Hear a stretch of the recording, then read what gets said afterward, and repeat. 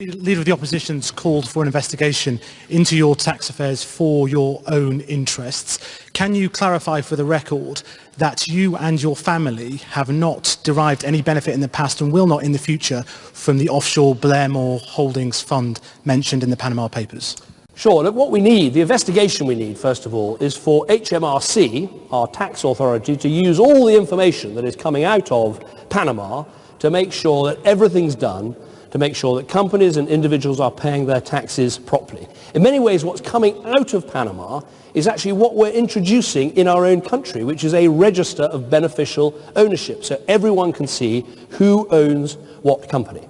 As for the two things I'm responsible for are my own financial affairs and for the tax system of the United Kingdom. In terms of my own financial affairs, I own no shares. I have a salary as Prime Minister, and I have some savings, which I get some interest from, and I have a house which we used to live in, which we now let out while we're living in Downing Street. And that's all I have. I have no shares, no offshore trusts, no offshore funds, nothing like that.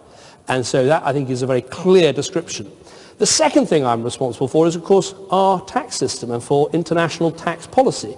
And I would say that no government, no Prime Minister has done more to make sure we crack down on tax evasion, on aggressive tax avoidance, on aggressive tax planning, both here in the UK and internationally. So we have recovered billions of pounds in our country by changing tax regulations and rules in budget after budget, billions of pounds.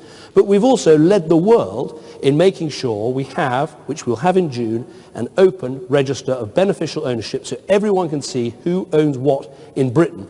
We haven't just done that here in the UK. We've also pioneered that abroad. We've said, for instance, to the overseas territories and crown dependencies that they have to have the automatic exchange of tax information, they have to have a single standard for reporting company taxation, and they too need to do registers of beneficial ownership. And we made huge progress on that with the overseas territories, with the crown dependencies, and other countries as well. I started this at the G8 summit in Northern Ireland some years ago, and we've now got country after country sharing tax information, committing to beneficial ownership registers, which we never had before. Is there more to do? Absolutely. Am I committed to doing it? Absolutely. And the anti-corruption summit that we're holding in London on May the 12th will yet another sort of mark along the way of making sure we deliver on this absolutely vital agenda. We have low taxes here in Britain, but low taxes that people must pay. And that is our agenda, and we're going to stick to it.